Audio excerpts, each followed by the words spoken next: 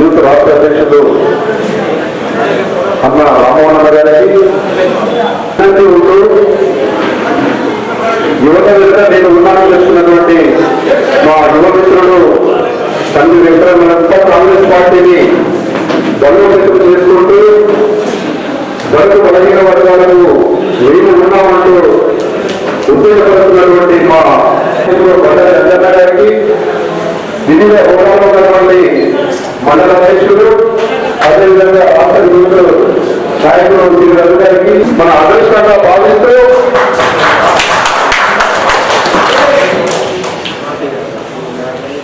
మొన్ననే మహిళా సత్తాయిని చూపెట్టారు. అదేవిధంగా ఈ రోజు మా యువ నాయకులు తండ్రి వెంకటరెడ్డి గారు పార్టీ పెట్టినప్పటి నుంచే ఇక్కడ ఉన్నటువంటి యువకులంతా, ఇక్కడ ఉన్నటువంటి బతుకు పలికిన వాళ్ళంతా మనం ఆ రోజు కార్పొరేట్ ఆ ఫీజు ఇన్వెస్ట్మెంట్ వలన ఇక్కడ ఉన్నటువంటి యువకులంతా పరిశ్రమలకు వెళ్ళే పరిస్థితి ఉంది.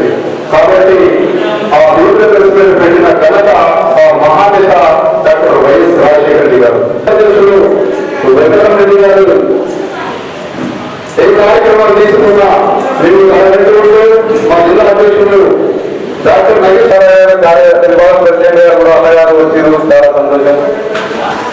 మరియు నా తోడు ఉంటూ నన్ను నా ఎదుట నుండి నా ముందుండి నా పక్క నుండి నన్ను నడిపిస్తూ పార్టీలో వెళ్ళినటువంటి అక్షయ్ గారికి మరియు ఈ రోజు ధన్యవాదాలు చేసుకుంటున్నాను.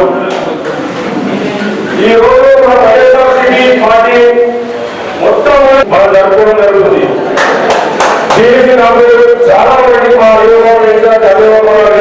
చాలా మంది సపోర్ట్ ఇస్తారు. నన్ను ముందున్నటువంటి మా నాయకులకి ముఖ్యంగా ధన్యవాదాలు చేసుకున్నాను.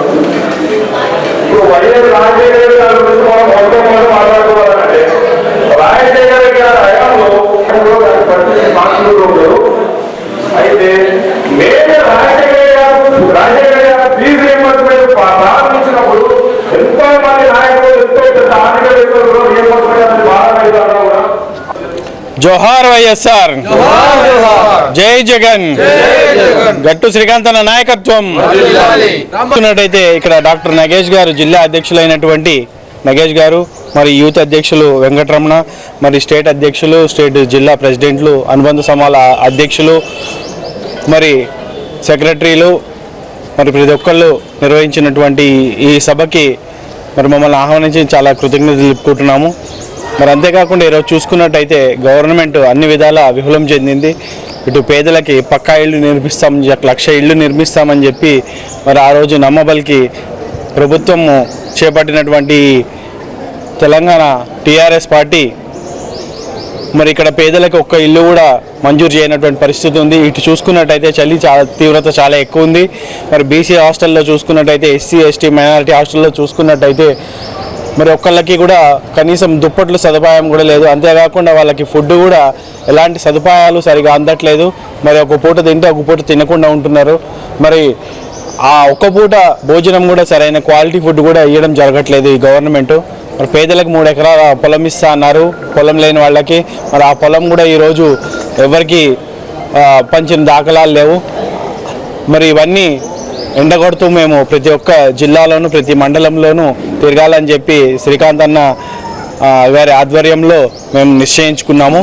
మరి పేదలందరినీ ఒక తాటిపైకి తీసుకొచ్చి మరి రాబోయే రోజుల్లో వైఎస్ఆర్ కాంగ్రెస్ పార్టీని బలోపేతం చేసి తప్పకుండా అధికారం చేపట్టాలని కృత నిశ్చయంతో ఉన్నాం. జై జగన్.